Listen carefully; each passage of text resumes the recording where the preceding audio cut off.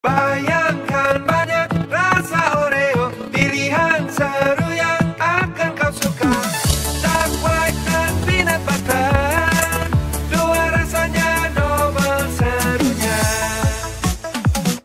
Draft that was very detrimental to a gyrocopter. I think they showed the fact that they like this Underlord before against a gyrocopter. The Viper was shown in the previous series and its effectiveness against that hero and being able to limit the amount of magic damage that you can really throw out there. In the end, it felt like, despite Secret were playing very well in the early game and they were getting lots of kills, Newbee were always making sure that none of their objectives were taken because Team Secret really didn't have that hero.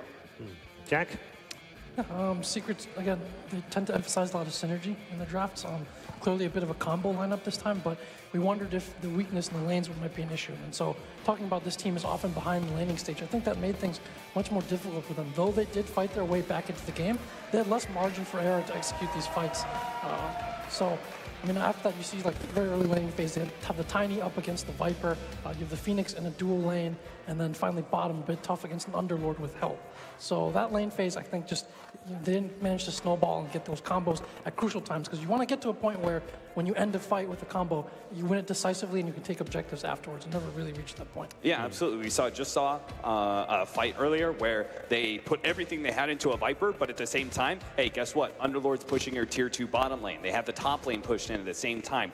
This was something that Newbee was really good at doing. I kept an eye on their map control because I wanted to know how they managed to keep another important part of the game was their ancient stacks. They managed to make sure that was never really interrupted. They got stack after stack up, and it's because their mid tower did not die until the 17-minute mark, I think. So that really helps protect a lot of your map control and prevent Secret from being able to run at you and be able to invade your jungle, and just it really prolongs the game quite a bit. And it felt like by 20 minutes, despite the fact that Secret was getting good fights in, sometimes back-to-back, where they would win a fight at bottom lane and rotate to mid to try and stop their mid tower from being taken. They would get another 2 kills there. The net worth always said Newbee is within striking distance of being able to get out of control in their Luna. You are on a limited amount of time if you're Secret, and you're just not doing enough. And I think the biggest thing is that they just couldn't take objectives after winning fights, whether because of the split push or whether because their heroes were too slow at it.